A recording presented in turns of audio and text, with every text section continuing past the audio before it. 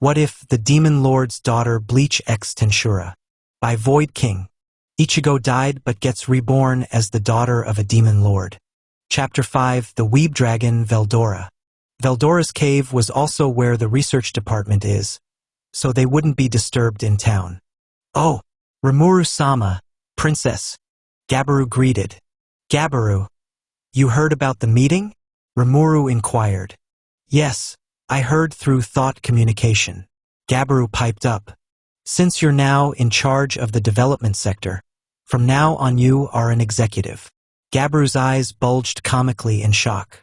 You'll be present for meetings when we decide on important matters, for instance. Do your best. Gabiru choked and almost said, yeah, in excitement, but the guys behind it got first. Why? The other Dragonauts cheered in delighted celebration. Gabiru-sama got promoted. Hey you guys. Gabiru sputtered in an embarrassed way like a tsundere. Don't be so excited, you guys. This should be received quietly with dignity. Gabiru-sama, you were just about to say, yay. Right? He did. Ichigo was utterly amused. She heard that. What? You heard that? The monsters are such an excitable bunch. You'd forget they're over a century old. But they're more like teenagers. Then again, they live long lives like Shinigami do, but considering the culture here, she likes it here better. We have something to take care of in the deeper part of the cave, said Rimuru. Make sure no one approaches, all right? Yes. I think promotion was the right call, but he gets too excited. Rimuru thought wryly as the two slimes went deeper into the cave, until they arrived at the bottom. What a fancy prison. A glowing lake, glowing rocks, something out of fantasy. Ichigo marveled, looking around before her expression softened. But too quiet. Yeah, you'll get used to it after some time, said Rimuru. I wandered for 3 months on my first life here, he said, recalling his past in the cave, which comprised of blindly going around and eating what he came across. Those were days he did not miss, being blind and unable to see, hear, and taste. He also can't feel anything due to pain resistance. So what exactly are the mechanics for Veldora's revival? Ichigo asked him. First, we give Veldora a suitable vessel since he's a spirit, in a way. Rimuru informed her. True dragons like him can materialize and astralize on a whim thanks to their massive amount of magicules. He said, since he dismantled his body inside me, he's now a spirit. If I let him out, we'll see his form as a form of thought projection, not like the souls back in Earth. Spiritual life forms here that don't have a material body, unlike back in Earth, will lose their magical power over time just to stay in the material world that rejects their existence unless they have a vessel. Once their energy is depleted, they'll vanish until they revive elsewhere. However, there will be memory issues. So the mechanics are different here. Ichigo frowned as she made comparisons of spirits between here and Earth. Back home, that never happens. I guess different world, different rules. So first we prepare a vessel. My clone should work, said Rimuru, creating a now enhanced clone. All clones he now makes are powerful clones of his demon lord body now. But he's staring? Oi! Why were you staring at your clone? That's a little creepy. Ichigo pointed out, looking disturbed. I got taller? Rimuru spoke in disbelief. You noticed just now? But Rimuru wasn't done yet. He thought he's gotten prettier. Ichigo was slowly backing away from him as he voiced out loud, I've become a hottie. And the way he said it, dude, that's just creepy. Rimuru realized he said that out loud, and she heard him, and she had quite the comically disturbed expression on her face. He went beet red and coughed awkwardly. Pretend you didn't hear that, he said awkwardly. Too late for that, dumbass. Ichigo's sweat dropped. There's a reason people say you're so pretty they forget you're a guy. Rimuru's face faulted. Then there's me who surpassed you in girliness, as they put it. She wasn't this pretty in her past life. She looked like Shiba Kakaku. And until she got wind of who her dad really is through Yawatch, she just unwittingly met her cousins during her rescue Rukia mission. Well, they're none the wiser because she was a red-headed, brown-eyed palette swap of Kukaku with smaller breasts. They just thought it's a coincidence with the face, but not even Ichigo would want her large boobs. She was happier with her D cups that she got from her mother, while Kukaku forcefully stuffed a balloon in hers. The Shiba family genes ran strong the most in Karen, while it was Yuzu who resembled their mother the most. Just that, who from their maternal side has blonde hair? Whatever. Anyway, it's up to Veldora whether he wants that clone or not. Guess he's gonna be a slime dragon from now on? Ichigo joked as Rimuru snorted at the idea. Haha, that'd be a hoot. Rimuru snicker. Here we go. And he released Veldora from his body. He's huge, about the size of a house. Kuha-ah-ha-ha-hia-ha-ha. Kuha-ha-ha-ha-ha-hia. Came the boisterously, bombastically dramatic laughter. I'm back. My grand resurrection. Ichigo's expression was flat, unamused, but the guy's strength is no joke. Even if you make all captains and Arrancar's flare all they've got, they'd only reach 5% of this guy's full power, and that's if they bankrupted themselves enough to make it that far. And she's pretty sure the whole damn world felt his return. The whole world did, causing international panic, while up north and at east, it's a meh, just another Tuesday. And chaos ensued in Tempest, giving Diablo, Shuna and Cheyenne a hard time keeping things peaceful. Hey, long time no see. Rimuru greeted jovially. How ya been? Veldora pouted at the reaction. How boring. Oi! Couldn't you guys be more impressed? Veldora pouted sulkily as there's no reaction from the pair. It came more quickly than I anticipated, though. He cheered up quickly. Well, a lot of things happened, said Rimuru, and I became a demon lord in the process. Awkward pause until his words sunk in. What? It didn't even feel that long. 2 years. The heck happened? And who's that lady beside you, your wife? Nope, my daughter. Veldora's glowing yellow eyes comically went round and his jaw dropped. Well, I'm both the mom and dad. After waking from my evolutionary slumber into Demon Lord, I ended up bringing life to Ichigo, and a large chunk of my power went to her, said Rimuru as a large amount of magicules left him. Eek! Ichigo got encased into a cocoon of slime again. This naming system is out of control. The system notified. It depends on intent, even in subconscious, master. I really gotta watch out. Wow, you waited till now to name her? The aftermath for monsters like myself apparently suck? Rimuru piped up weakly. I waited a bit to name her since the creation process took 20 seconds. I got hellish symptoms so bad I fainted after birthing her, he said with a wince.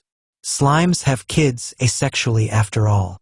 Yeah, I remember my older brother losing a lot of his power having my niece with his human wife. Veldora scratched his cheek. But unlike him, you didn't lose strength. Actually, you recovered it. I'm a slime. Recovering is easy, Rimuru said with a grin. Anyhow, while Ichigo is evolving, I got you a neat body. My enhanced clone, since it's a Demon Lord clone. How about it? Use it as your medium, Rimuru offered, patting the back of his clone. Veldora assessed the clone by sniffing it. Ho ho, it's an excellent medium. Veldora approves. I shall receive it with great appreciation. And he went inside it just as Ichigo finished evolving. Her hair went paler in color by 3 shades and got noticeably stronger. Rimuru reckoned that the way she looked made her resemble a Yuki-onna now. Or is it because Zangetsu, her spirit, has white hair, thus gets influenced? Rimuru now has official access despite previous claims, as he knows he'll have access to her unique skills anyway. Just as how Ichigo now has some of his skills that are compatible with her as gifts. The skills she received from Rimuru are analysis, all of creation, law manipulation, thought acceleration, chant annulment, and universal shapeshift. Her ultra-speed regeneration evolved to infinite regeneration, and she gained Demon Lord's Haki, which represented her past ability to use spirit pressure. She only had physical, pain, and spiritual resistances before. She gained new ones too: abnormal condition, natural elements, and magic resistances. As her gift from being named by and connected to Rimuru's genealogy, she got another unique skill, construction. She can create materials or objects as long as she knows enough information to make it and has magicules to do so. This represented her final ability as a Shinigami, as Shinigami's constructions are comprised of spirit particles.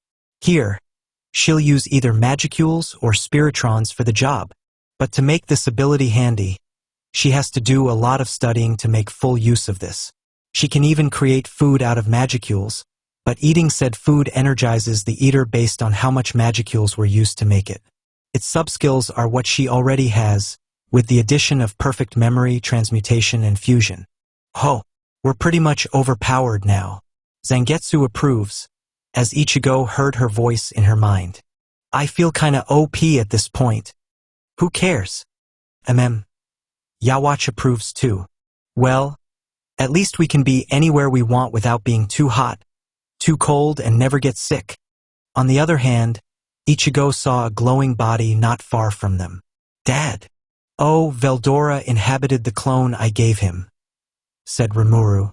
But he seems to be getting used to it, and from what I'm seeing, modify it a bit? The body grew taller. The clothes it wore disappeared, showing quite the chiseled body underneath with red jagged markings around the biceps and the eyes. The clone sported tan skin, blonde hair, and a very masculine version of Rimuru's face, thus quite handsome. Veldora created a pair of low-waist pants with an armored crotch, white gloves with black edge and fingers, and white boots with black toe ring and soles. Then a matching mantle to seal the deal. I guess he wants to look manly since your face is too pretty. Ichigo snickered. Yeah, I got my preferences, kiddo. Veldora agreed with an armfold with a smile. Rimuru's too beautiful.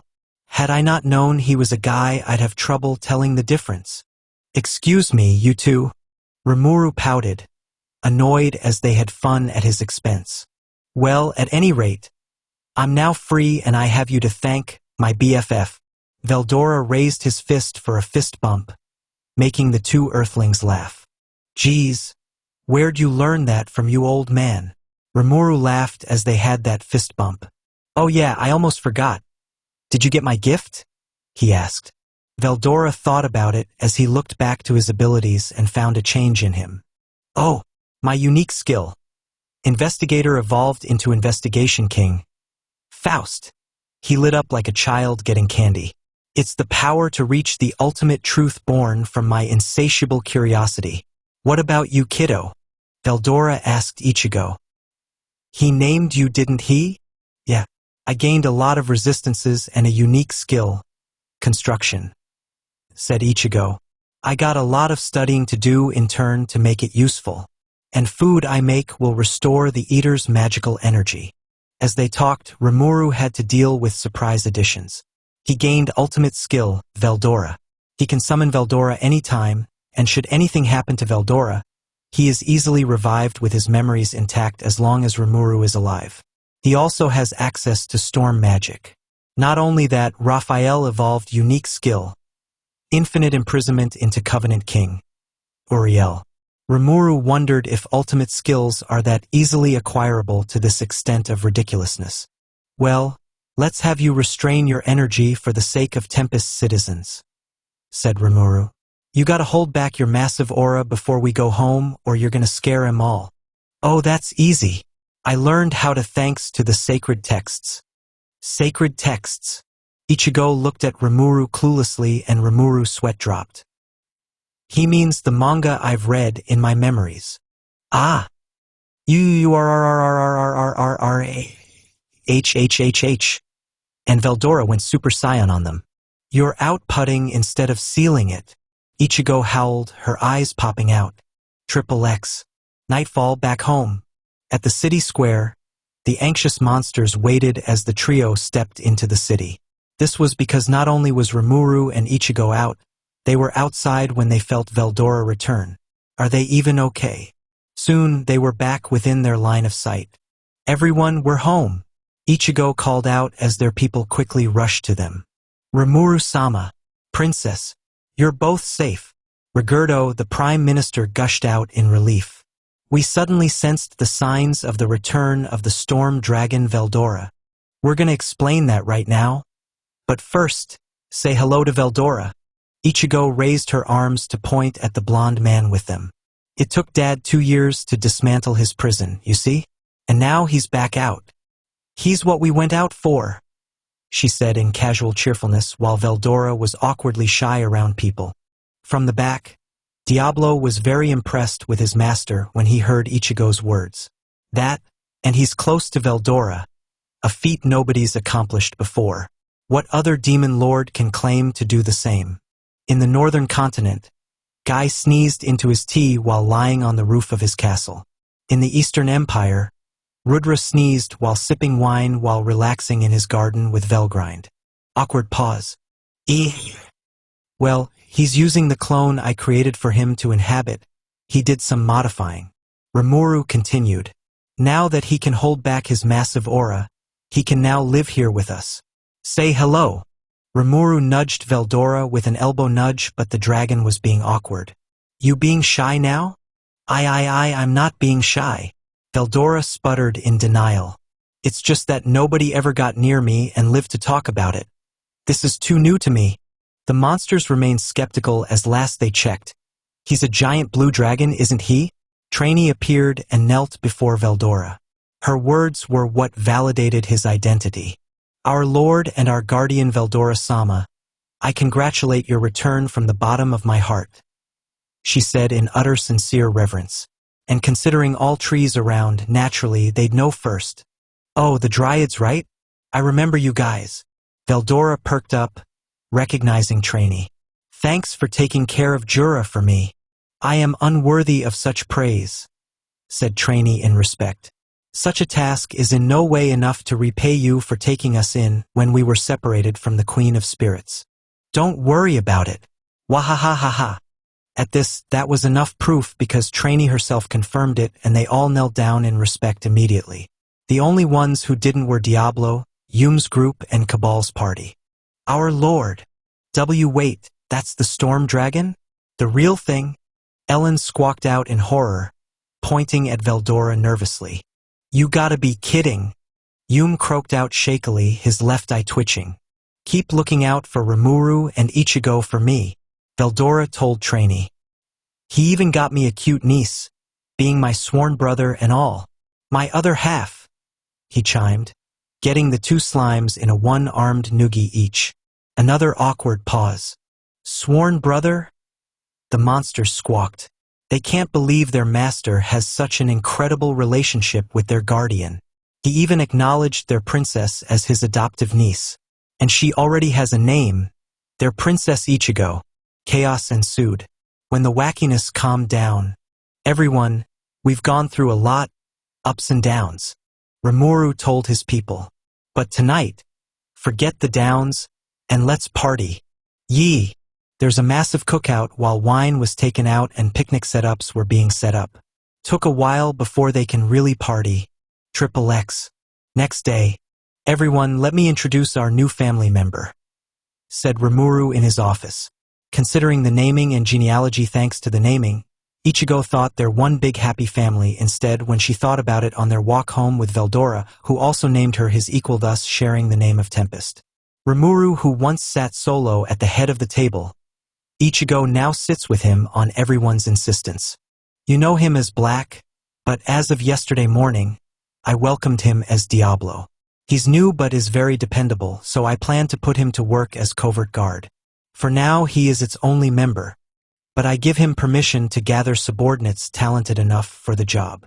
That was Ichigo's idea too, as he gave her that vibe. It was inspired from Yawacha's knowledge of Shinigami's Onmitsukido.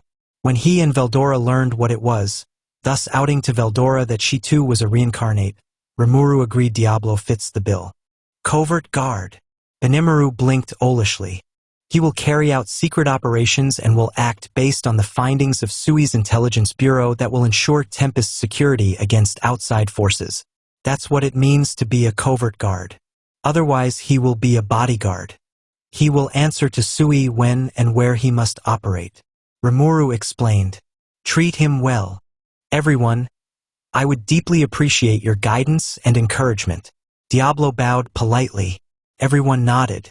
Sui knows Diablo can do things he cannot do, thus accepted him as part of his bureau. Gabiru, it wasn't official back when I told you so. Now it's official and you'll start today. Gabiru lit up, remembering he was promoted. You're now in charge of development.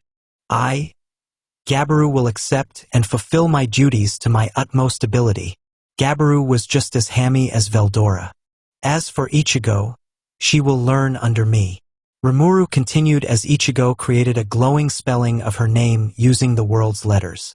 If during times of conflict I will go out with our forces, her duty is to defend Tempest in times of war while us frontliners are out to confront the enemy. Otherwise, she will make decisions for Tempest as well with my approval. There's also silent implication that if anything happens, well, oi! Don't put a red flag on yourself. Ichigo bonked Rimuru on the head with a knife hand. You're a freaking demon lord. Well, in any case, alright? Rimuru pointed out with a weak chuckle as he earned looks from his subordinates that made him meep as what's with those sad, kicked puppy faces. Even the humans, Murin and the Biscuiteers did a double take at those faces. Anyway, he coughed awkwardly.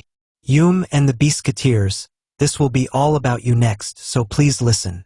I'll hear what you have to say, boss, said Yume in full attention. Does this have to do with Carrion-sama's rescue? Albiz asked hopefully. Yes, I have decided to fully accept being a demon lord in position as well, not just through evolution, said Rimuru as the position made him know he must be politically active from now on for Tempest's interests. And I will have to announce that publicly. That had been Yhwach's recommendation, being a king himself. So when we take action against Clayman, we have the right to do so legitimately since he offended 2 demon lords first with his actions.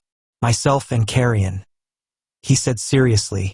The Biscuiteers will act on his behalf, thus they will take action based on what will Carrion decide, and mix in their own ideas while working alongside Tempest. And then there's Falmouth and keeping the Western Saints in check. Ichigo, you and Rigurdo will handle negotiations with the West. Rimuru instructed the pair, who nodded. Alrighty, Gramps, and I will do it. Ichigo grinned, raising a fist. You can count on us, Rimuru-sama, said Rigurdo excitedly. Benimaru. Benimaru perked up at being called upon. Pull together the results of everyone's evolutions. If we are to battle against Clayman and his forces, we need to know what our strengths are. Understood, Rimuru-sama. Benimaru bowed. It's his job to know what his soldiers can do as military commander-in-chief. Due to that, he was also reliant on Sui's information. Cheyenne, you'll interrogate the war prisoners. Cheyenne looked murderously excited. Don't take it too far, okay? We need them alive. Understood. Rimuru was nervous about that, so he looked at Yume and Murin next. Cheyenne will handle persuasion. Yume and Murin asked the questions. I need to know the state of Falmouth, the motive for invasion, and the remaining forces. Yes, boss. Biscuiteers, I'll have you help us out too. Rimuru looked at the Biscuiteers. Fufu, you need not even ask, Lord of Jura. Albiz smirked confidently but also ferally as she was ready for action. Ask us anything. We'll act on your orders, said Sufia as Phobio nodded. Good.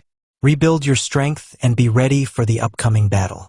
During our offensive, Eurazania's forces will temporarily be under Benimaru's leadership. The system issued a notice. There is someone out the door and 30 knights approaching. Great Sage pointed out. They are led by the king of the armed nation of Dworgen, King Gazel Dworgen. Everyone, let's go out. We have a high-profile visitor in our old friend Dworgen. Rimuru mused. Let's greet them all and give a welcome. Chapter 6. Scarlet. Fuse and Gazel were completely shocked. Rimuru indeed had a daughter. She resembled him but had paler hair and skin, a more feminine face with sharper eyes as opposed to her father's boyish beauty with childlike eyes, and she was taller with quite the figure. She wore a Taisho-style schoolgirl uniform consisting of a white kosode with blue flower prints, a matching hakama, and dark brown boots. Her long hair was tied in a high ponytail, just as she had done in her past life. The hakama, of course, was tucked safely into her boots for convenience. Basically, Scarlet's entire closet comprised of ancient school uniforms Rimuru had asked Shuna to make for her. It ranged from the Taisho-era style kimono and hakama to Showa-era sailor uniforms, though cuter variants from his time. It helped that Rimuru reinforced conservative underwear production in the town, and Scarlet was no bad girl. To be honest, back in his past life, Rimuru had been appalled at what young girls her age saw as fashionable in Tokyo. Most days, he preferred to reinforce good girls' fashion here. By that, he meant conservativity. Cheyenne, however, was a lost cause, as no shirt would ever fully fit her. It helped that Scarlet wasn't into that sort of thing, being a girl from an outdated small town anyway. In her old world, her town's developments were still around the early 2000s, while Tokyo was already up to the times with technology befitting the year 2027 when Rimuru died. Scarlet had passed away 2 years later at the age of 17. The girls in his town were definitely no bad girls, at least in terms of style. Scarlet had previously asked him, "Why uniforms?" "To represent your new beginning here in Tempest as the young girl you should have been, but lost when the supernatural came into your life." Rimuru told her gently, "You can live a normal life here. Nobody will force you to fight against your will by threatening you and those you care for anymore. You will now choose when you want to on your own terms." Bestowal of skills.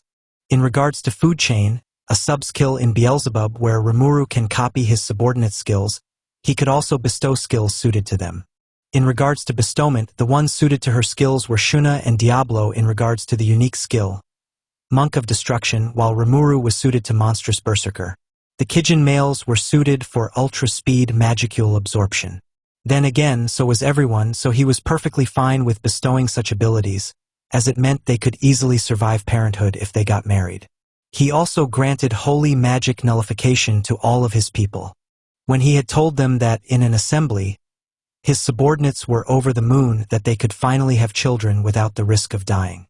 Gabiru and Sauka especially cried, as their father had physically aged from intense stress just to have 2 kids. As for holy magic nullification, Rimuru had not forgiven what nearly happened. Everyone had to have that skill, not just 2 people being himself and Scarlet. They also received physical attack increase and pain nullification. In regards to advanced growth rate, he let Raphael choose who to give it to, as he felt he was a bit too generous. Skills falling into the wrong hands would be bad, after all.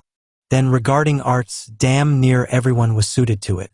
And for being the oldest in town, Rimuru didn't bother with the newcomer regarding a copy of Scarlet's arts. He was fully capable of it even if he didn't possess the skill, by virtue of his vast experience in combat and magic. "Well, I was shocked too, but here she is," said Rimuru, introducing his daughter. "Her name is Scarlet, my only child. Apparently, the world decided I needed a successor, so I gave birth to her before my evolution was fully completed. In the law of monsters, the stronger you are, the more having children becomes unnecessary through decreasing fertility, until complete sterility occurs at one's peak of power. She's only a few days old, so she's still a bit shy and getting used to people. Even back as a human, Scarlet had been standoffish and distant from people due to being unfairly judged as a delinquent, a sukban, simply for having naturally colored hair. Thus, she had zero respect for adults unless it was earned by them doing right by her. She made no effort in changing herself for anyone and lived life exactly how she wanted. "Is that so? Well, nice to meet you, Scarlet." Fuse grinned. "I'm Fuse, the Bloomin' Branch Guildmaster of the Free Guild for Adventurers. I do business with your dad sometimes. I am Gazel Dwargo of the armed nation of Dworgen, his only national ally by far." Gazel greeted with a firm nod. Scarlet put on an act just as Rimuru had suggested, merely nodding politely in response. "This way for talks." Rimuru guided. "The others are getting refreshments ready." Political realities. The main question of the meeting was what exactly happened to the army that had invaded Tempest. Rimuru was certain Vesta had reported home in full detail for transparency's sake, but Gazel was fibbing around Fuse to conceal the terrifying fact that Rimuru had single-handedly massacred an army of 20,000 men. Then came a duke from the Saryan dynasty who was Ellen's father. He had heard his daughter was abducted by a demon lord, namely Rimuru, so that absolute mess had to be cleared up quickly. Thankfully, an annoyed Ellen did the job for him. Scarlet had advised her father to handle Veldora's exposure with extreme care. Revealing him to the world was the political equivalent of announcing you had a nuclear weapon ready to fire at a moment's notice. They had to tiptoe over that situation very carefully. Rimuru took great care in the discussions, while Scarlet sat nearby reading manga with Veldora. She had to look the part of a newborn baby curious about the world, when in reality, she was listening to and perfectly understanding the deep politicking going on. At the same time, she listened to her spirit's advice to turn her into a proper politician for her future roles in keeping their flourishing country peaceful. A city of monsters was already a massive deal. Back when they were just a small town, having 7 A-class monsters alone was dangerous enough to wipe out a small kingdom. Now that they were a sprawling city, they had to engage in intense politics just to be left alone to live their lives in peace. But alas, humans will be humans. Rimuru sometimes fully understood the anime he watched before his death as Mikami Satoru. Sometimes humans truly were the real monsters, and monster races, ironically, were far more morally humane. This was proven daily by his own loyal subordinates. Scarlet found that to be the cruel, honest truth. After all, the Shinigami were humans too before gaining power. Before the Quincy got their power, they were human too. And before souls became hollows, they were all human. She had been fighting and killing human-like spiritual entities since she was 15 years old, meaning she and her classmates turned friends had post-traumatic stress disorder by the truckload. The spirit's mandate. Then in stomped a little fairy who loudly claimed Tempest would soon be destroyed. Apparently, Clayman, the guy who started Tempest's current situation, had proposed a Walpurgis meeting with backup from Malim and Fry. It was a massive deal. Once it was solely the 3 of them left in Rimuru's office alongside Ramiris, the conversation shifted. Ramiris, before we end this meeting, there's something I want to ask. Rimuru said. What about? Ramiris asked, happily munching on a dorayaki. Scarlet, let them out. Rimuru instructed. Scarlet released her spirits, an action that immediately got even Diablo on high alert due to their sheer strength. Their sudden existence left Ramiris completely gobsmacked. What? I know every single spirit in the spirit world. Who on earth are they? Even the Spirit Queen was entirely clueless. They were born when Scarlet was born. Rimuru explained. They are Yawatch, the man, and Zangetsu, the woman. I figured as the Spirit Queen, you ought to get to know them. Ramiris flew up to inspect the pair. The 2 spirits of light and darkness were incredibly powerful, easily matching greater tier divine spirit levels. They stood as witnesses while Ramiris analyzed the 2 newborn but immensely powerful elemental spirits, who may as well be at demon lord levels, close to Guy's strength. That was how powerful Ramiris determined them to be. You know, when people visited my place in hopes of becoming shamans, mages using spirit magic, or mortals hoping to be heroes by being graced by the light spirits, no dark elemental regardless of level ever graced themselves to anyone. Ever since the spirits, myself included, were created by the Holy Spirit of this world. Ramiris explained wearily. The spirits of light do show up to a mortal once in a while if they are worthy of becoming a hero, but darkness never shows up, let alone graces anyone other than me out of respect as queen. She looked at Scarlet in wonder. But for a darkness spirit to be born and already bound to the crown princess is nothing short of a miracle and an unprecedented event. Will you 2 come with me to the spirit world for a short while to introduce you to your fellow elementals? The earlier the better. Then I'll bring you right back to your host. If it is only for that. Yawatch agreed calmly. Zangetsu, however, looked a bit petulant. Do I have to? We have to, in order to be recognized as spirits of this world. Yawatch pointed out. If we don't have such recognition, it will cause trouble for us both when the time comes. Oh, all right. Zangetsu huffed as the 2 spirits temporarily parted from Scarlet. They did so rather reluctantly, to the amazement of the onlookers. But war is coming, isn't it? I'll bring you guys back in time, Ramiris promised. The day before Walpurgis. Oh yeah, I almost forgot, she chimed in. Because some dumbass who became a newly minted demon lord before brought an entire army over just to feel superior to everyone. It thoroughly annoyed a senior demon lord whose country had just been razed by the storm dragon centuries back. She killed them all, prompting the host to enforce a strict law that only 2 attendants per demon lord are allowed ever since. So only 2 people, okay? With that, she vanished along with the 2 spirits. Her words echoed back through magic just before she disappeared completely. Due to who she is, Scarlet is coming as is proper, so there is only 1 slot left. An awkward silence fell over the room. Immediately after, absolute chaos ensued from those who didn't have war assignments yet, all begging to fill the final slot. Is it always like this? Scarlet's sweat dropped at the unbelievable display in her new father's office.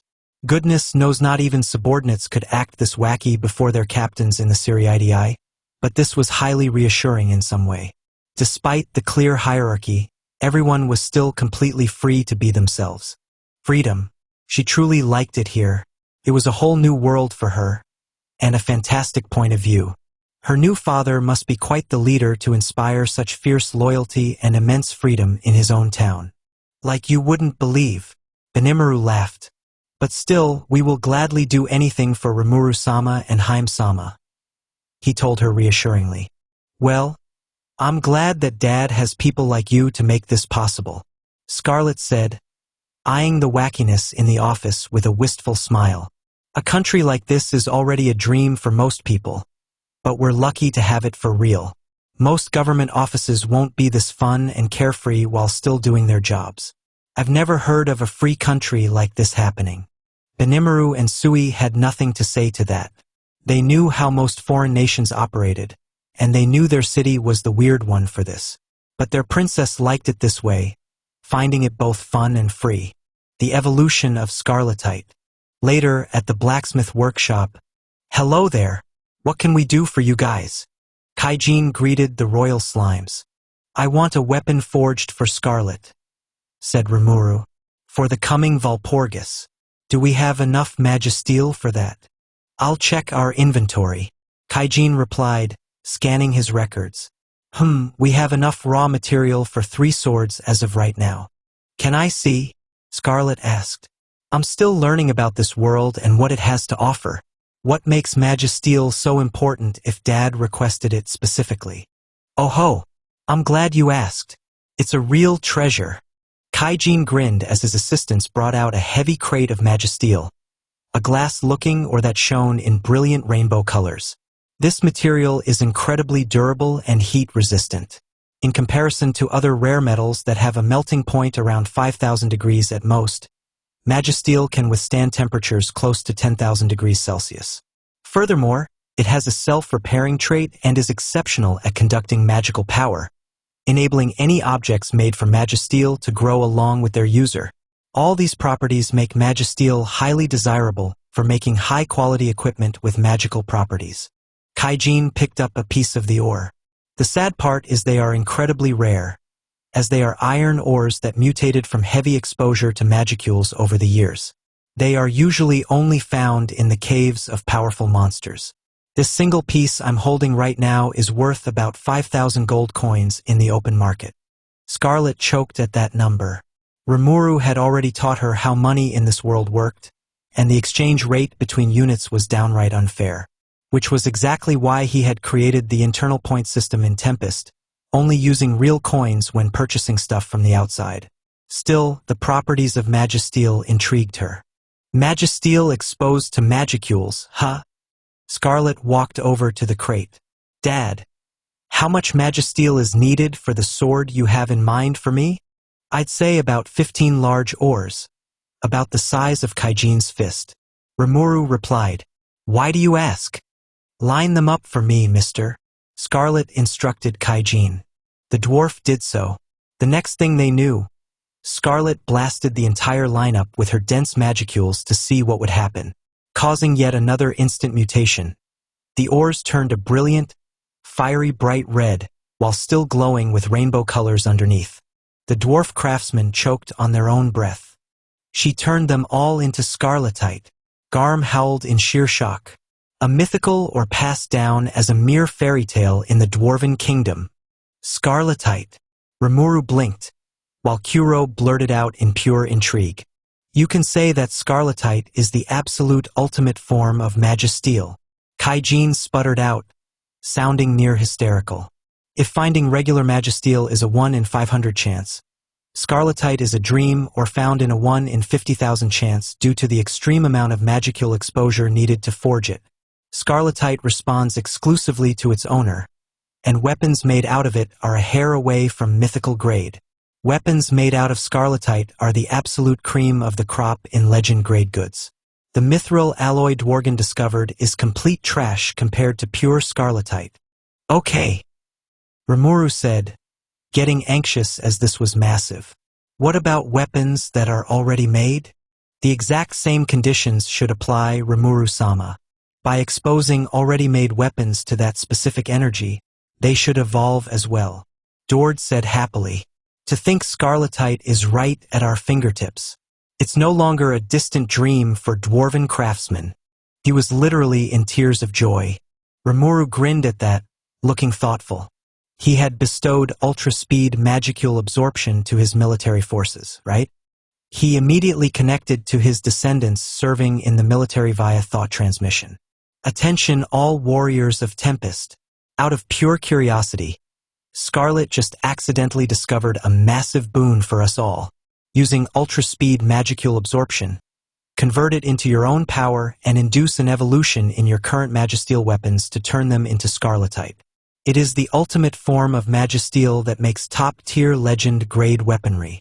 Needless to say, every single soldier obeyed that order immediately in preparation for the upcoming battle against Clayman and his army.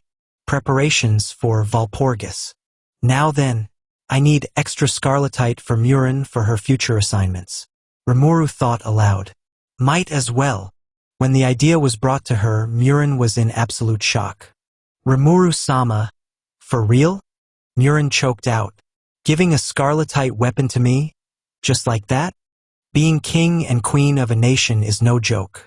You will soon be stepping right into a viper's pit given the kind of kingdom Falmouth is, so you will need every single advantage you can get.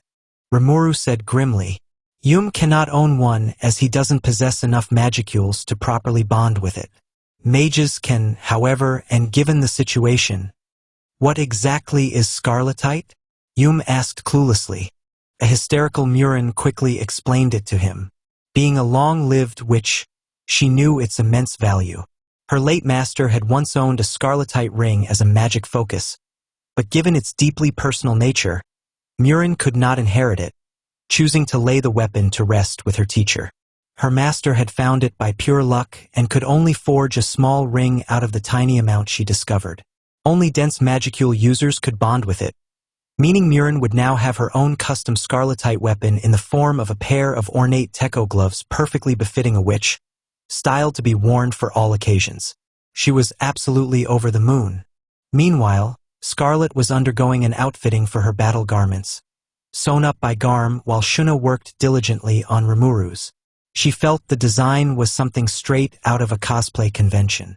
It was a sleek black leather outfit with add-on sleeves, accent belts wrapped around the legs, and a sturdy pair of boots. Even her hair ribbon was pitch black.